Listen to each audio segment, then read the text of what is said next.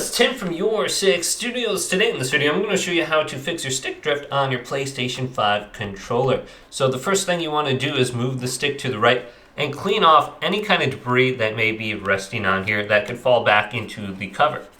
Now, once you do that, lift up on the thumbstick, then push down numerous times and see if that dislodges anything. Then finally push it down and then move to the right or left and then blow into this gap. And when you blow into the gap, for whatever reason, it seems like it helps and it fixes your issue.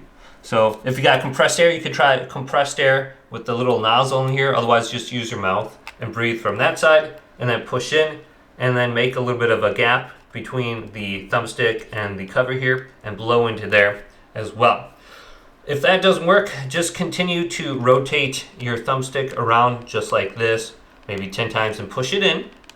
And then do it to the left side about 10 times. Then lift up the thumbstick and push it down. And just continue this process and repeat it if necessary.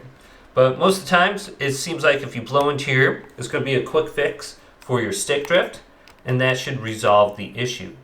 So hopefully this video did indeed help you out. If it did, leave it a big thumbs up. And subscribe to my channel down below for more tech out videos coming up next on Your Six Studios.